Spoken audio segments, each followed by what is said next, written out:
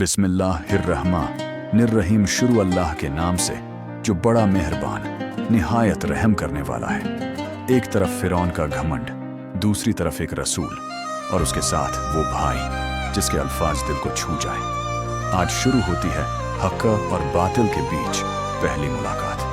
बच्चों, तुम सोच रहे होगे हमने तो कहा था कि दरिया का मौजज़ा देखेंगे, लेकिन दरिया तक पहुंचने से पहले एक और ज़रूरी वाक़या था जहां हज़रत मूसा अलैहिस्सलाम को पैगंबरी मिली और उनके भाई हज़रत हारून अलैहिस्सलाम बने उनके मददगार। आज हम देखेंगे वो पहला कदम जहां हज़रत मूसा अलैहिस्सलाम हक का पैगाम लेकर फिरौन के घमंड के सामने जा खड़े हुए। जब हज़रत मूसा अलैहिस्सलाम उस रोशनी के पीछे चले थे, वही रोशनी थी कोहे तूर की, जहां अल्लाह ताला ने उनसे कलाम फरमाया, मूसा जाओ फिरौन के पास, उसने हद पार कर दी है। मूसा अलैहिस्सलाम ने कहा, या अल्लाह, मेरी जुबान साफ नहीं, मैं डरता हूँ। मेरा भाई हारून जो बनी इज़राइल के दरमियान है, वो मुझसे बेहतर बोलता है, उसे मेरा मददगार बना दे। तब अल्लाह ताला ने इरशाद फरमाया, तुम दोनों मेरे रसूल हो, मैं तुम्हारे साथ हूँ। बच्चों, जब मूसा अलैहिस्सलाम पैदा हुए थे तो उनकी माँ ने उन्हें टोकरी में डाल दिया था अल्लाह के भरोसे पर, लेकिन हारून अलैहिस्सलाम उस वक्त माँ के पास ही थे। वो फिरौन के महल में नहीं गए, बल्कि बनी इस्राइल के साथ मिस्र में ही पले बढ़े।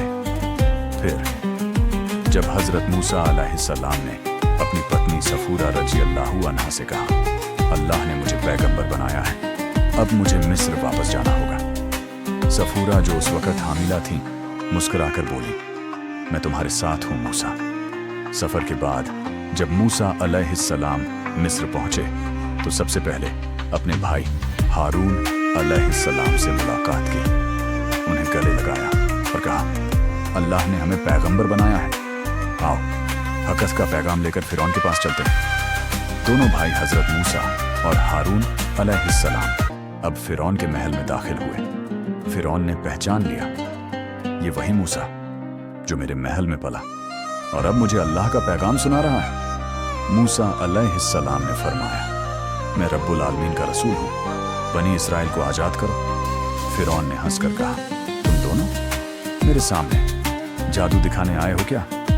तब मूसा अलैहिस्सलाम ने अपनी लाठी ज़मीन पर डाली, वो एक बड़े सांप में बदल गई। फिर अपना हाथ निकाला जो नूर से चमक रहा था। फिरौन के दरबार में सन्नाटा था, लेकिन उसके दिल में अब भी घमंड बाकी था। उसने कहा, ये जादू है, मैं अपने जादूगर बुलाता हूँ। बच्चों, एक तरफ थे अल्लाह के पैगंबर मूसा और हारून अलैहिस्सलाम और दूसरी तरफ था फिरौन जिसका घमंड आसमान छू रहा था।